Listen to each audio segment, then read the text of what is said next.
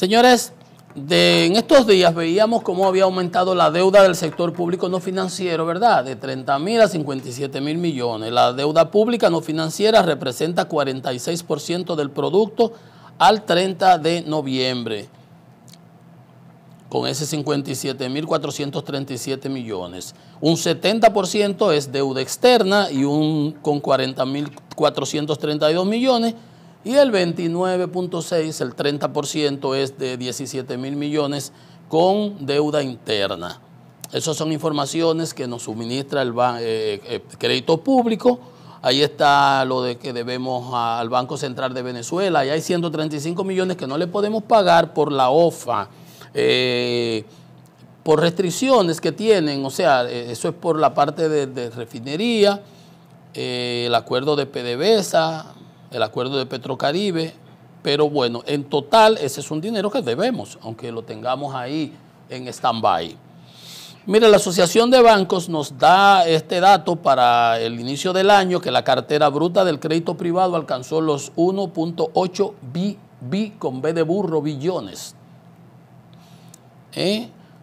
pasando de 1.56 que había en el año pasado, 1.50, o sea, 1.560 millones, 1.500, y ahora tenemos una cartera bruta de 1.800 millones de pesos, de lo que los bancos han colocado en el mercado, impulsado por los más de 175 millones de liquidez que el sistema, que el Banco Central, la Junta Monetaria, facilitó, más la reducción de 275 puntos básicos, 2.75% del tipo de interés, de la tasa, que a pesar de eso no ha logrado bajar los tipos de interés de la tasa activa, porque por un lado inyectamos liquidez a la economía, pero por el otro lado, cuando vendemos divisa para mantener el tipo de cambio, retiramos liquidez de la economía.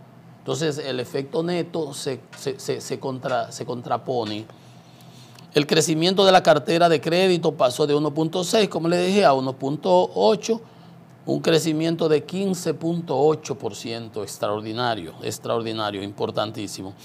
De los 246.000 millones que significó ese incremento, más que se prestaron, 246.000 más, el 59%, unos 145.000 millones fueron al sector empresarial. Y los otros 101, 102.000 millones se destinó a los hogares, al consumo. Las captaciones, o sea, las captaciones de ahorro y depósito de la sociedad, totalizó 2.6 billones, 2.600 millones de pesos a noviembre del 24, un crecimiento de 10, casi 11%, 10.9, comparado con 253.000 que fue en el 2023 para la misma fecha. O sea, de 253.000, los depósitos del público pasaron a 260.000 millones de pesos. 2.600, no, 260.000 no, 2.600 millones de pesos. 260.000 millones de pesos, 253. Bueno, eso es los datos que da la Asociación de Bancos, y eso significa que por eso el crecimiento de este año, la economía en cierta medida aceleró. En el primer semestre, el primer trimestre estuvo muy flojo, por eso se tomaron las medidas de expansión de liquidez, las medidas monetarias expansivas, luego de encaje legal, la facilidad de liquidez ampliada. Miren que ahora en estos días se inyectaron 35.000 millones de pesos más, con la reducción de la parte del encaje legal. Dice el Banco Central que nosotros creamos 172.000 millones de puestos, 172.000 puestos de trabajo en el 24. Según el Banco Central informa que el número de personas empleadas alcanzó los 5 millones, con 172.000 nuevos puestos de trabajo.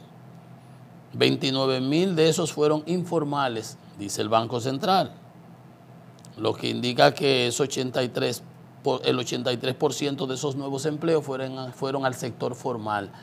Según el CRES, Centro Regional de Estrategias Económicas Sostenibles, se inyectaron 29.000 empleos a la administración pública, Ojalá y no hayan sido estos 29.000 informales que, no, porque fueron a la administración pública.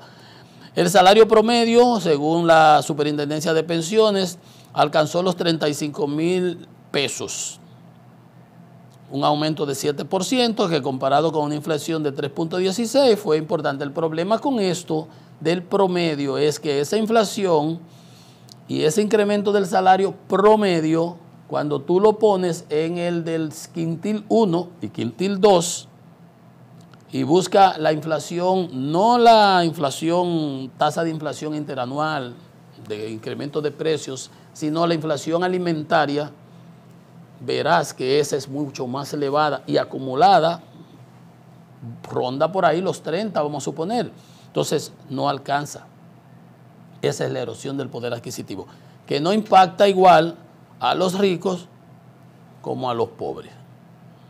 A los ricos lo impacta de una manera muy ligera el incremento de la inflación alimentaria. A los pobres es que esa le da duro, porque su presupuesto se va prácticamente en comida. Es lo comido por lo servido. Y eso es lo que los gobiernos tienen que saber afinar. Es como cuando tú estás bateando, a las bolas no se le tiran. Si tú le tiras las bolas, primero vas a sacar una cosita por ahí, un rolincito, una bobería, un fao, te van a ponchar. Es a los strikes que hay que tirar. Y en ese sentido, los strikes significan enfocarse en los que realmente necesitan, de que tú puedas disponer de los recursos asignándoselo a esos que realmente lo necesitan. De eso se trata, focalización, no llamemos dilapidación, porque sería, pero sí a la garata con puño, a todo el mundo, al que necesita y al que no necesita. Eso es ineficiencia. Eso es ineficiencia, eso no está bien y así no alcanza ni el presupuesto de Kuwait cuando entras a la realidad. Entonces, vamos a una pausa. Esto es Economía y Mercado. Venimos en breve con más informaciones.